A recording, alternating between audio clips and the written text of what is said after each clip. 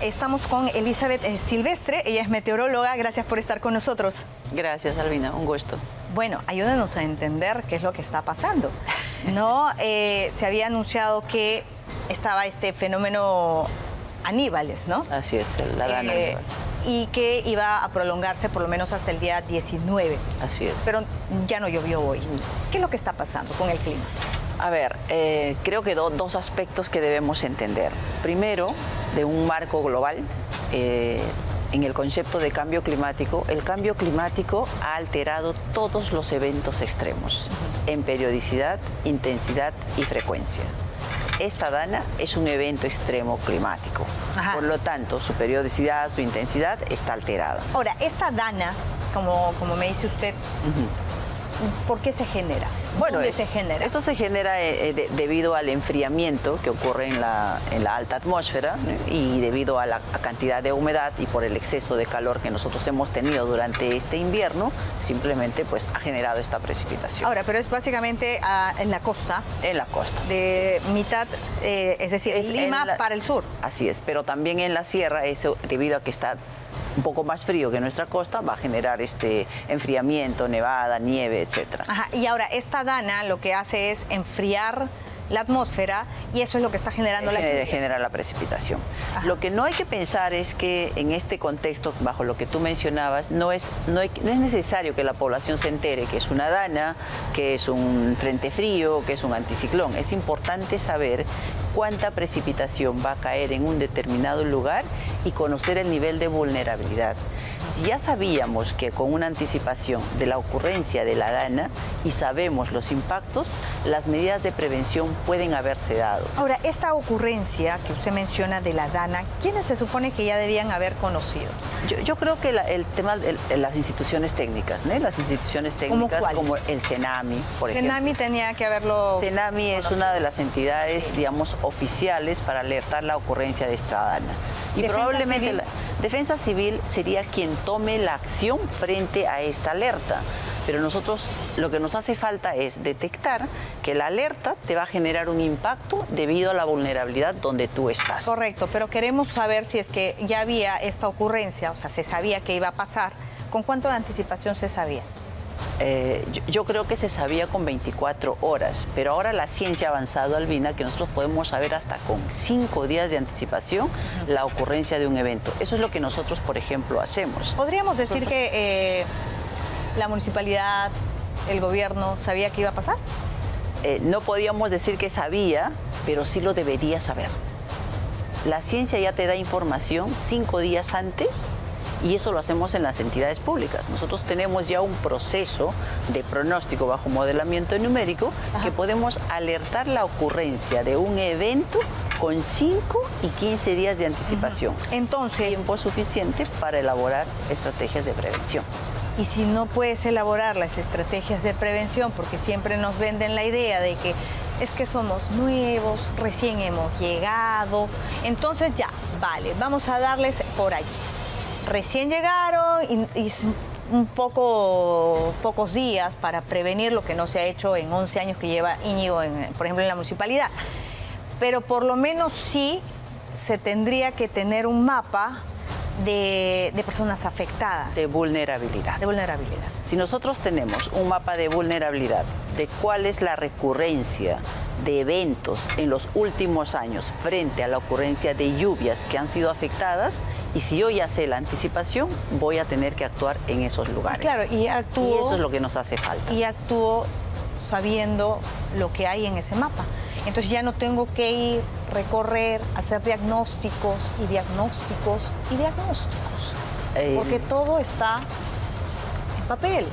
Entonces hay esa parte que esa parte, Albina, me cuadra, ¿no? No cuadra porque la información de la vulnerabilidad y la relación con la información climática no está mapeada de manera conjunta. No tenemos una cultura climática en la que entendamos que la información climática sí afecta la actividad que yo realizo. ¿Y en otros países entonces, sí? Por supuesto. El más cercano a eso se determina impacto. El más cercano no digamos, pero vamos a poner un ejemplo como el de Estados Unidos. ¿Ya? Nosotros sabemos que ellos son afectados por los huracanes, ¿no es cierto? Entonces ellos saben que el huracán es un evento climático que afecta toda una infraestructura, aspectos económicos, vivienda, etcétera. Pero habiendo alertado, entendiendo el huracán y alertando, se toman medidas para que no tengamos ese tipo de afectación. Correcto. Eso es lo que necesitamos hacer, es Pero calzar la información climática con la vulnerabilidad. Eso no lo tenemos. ¿Cómo se consigue eso? ¿Cómo se consigue? A través del trabajo multidisciplinario. Primero hay que tomar el aspecto científico como una información válida, que todavía nosotros, frente a de repente los pronósticos de tsunami, todavía dudamos, porque no hemos visto la evidencia científica de ese pronóstico y entonces no creemos. Podíamos acertar, la ciencia ya nos dice que acertamos, pero ¿qué pasa con esa información de vulnerabilidad? ¿Cómo está la población? ¿Cuántas carreteras tenemos nosotros que tienen, claro, que tienen subidas y bajadas? ¿Cuántas casas están instaladas donde ya ocurrieron esos eventos? Y sobre todo entender... ¿Cuándo sobre eso? Y sobre todo entender... A mí, ¿sabe qué, Elizabeth? Me da rabia cuando llegan con las manos vacías. De verdad. Porque ya de eso lo hemos visto un montón. Entonces, si tú eres autoridad, tú tienes poder, tienes capacidad, llega con acciones concretas. Ya tengo un día después, 2 días después, ya, a ver, los camiones que bajen, y así. Bueno, nosotros automatizamos plataformas en las que nosotros podemos tener la información climática, la vulnerabilidad, por ejemplo, en infraestructura, y sabemos cuánta lluvia le puede afectar a una carretera o a una escuela. Y eso lo puedes saber con anticipación. Eso no necesitamos, digamos... Que nos caiga el aguacero. Que nos caiga para ir. Eso ya no es prevención. Claro. Ahora, está saliendo la ministra en cualquier momento, Elizabeth, la interrumpo, pero quería aprovechar su presencia porque, claro, usted nos dice, lo ideal sería integrar todos estos sistemas, la ciencia, ¿no? Que es algo que se ha dejado de lado también, por cierto, en los últimos años, para poder actuar, ¿no? Para que las autoridades no vayan, son autoridades del diagnóstico, ¿no? Y se conviertan en autoridades de acción. Exacto, y déjame decirte algo que tú mencionabas, el hecho de hacer intervenir a la población. La población te da información que debe ser traducida de forma científica, a eso se le llama ciencia ciudadana. Ese contexto de la ciencia dura con la participación de la población se convierte en una herramienta denominada sistemas de alerta temprana, cuyo fin es la prevención.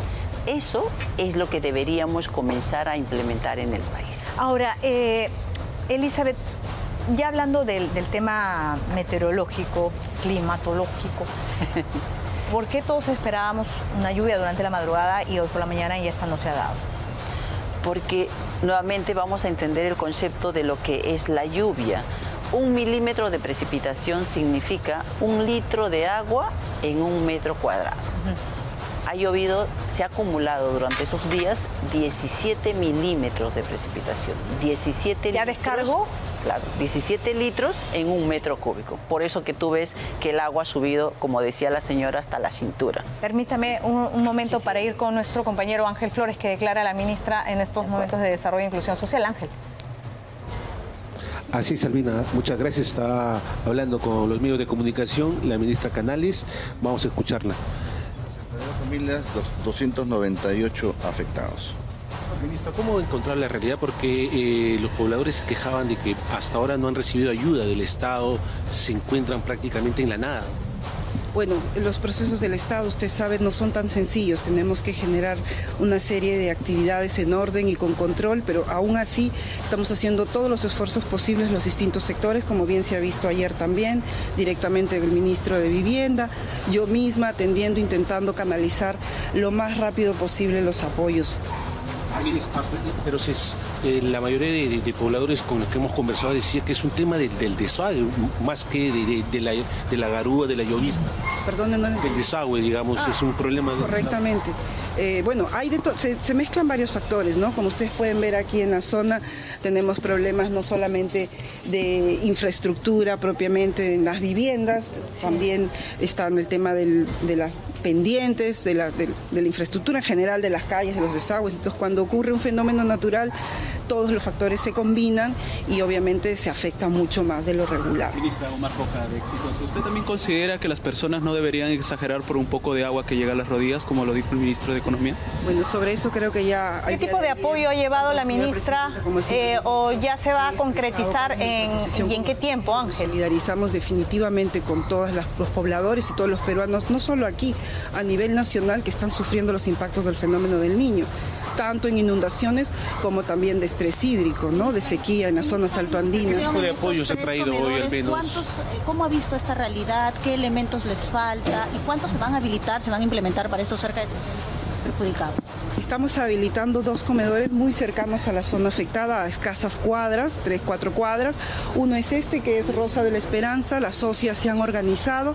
Normalmente ellas atienden 100 personas habitualmente y ahora van a tener capacidad de atender hasta 300 o un poco más, con todo el apoyo que estamos trayendo, que son sobre todo víveros. ¿Cuál es el apoyo? ¿A qué hora llega el apoyo? Ahora, si nos desean acompañar. ¿Esperan que se pueda Con su presencia, ministra, con su presencia, ministra, ¿qué tipo de apoyo le está brindando? ¿Y a qué hora llega? ¿Y cuándo se podría concretar esa ayuda para la población? En nuestro caso somos el Ministerio de Desarrollo e Inclusión Social. Nuestra labor a través de los programas sociales que tenemos, Pensión 65, Contigo, Cunamás, Juntos, estamos primero garantizando que en esta zona de afectados los servicios que regularmente prestamos se mantengan.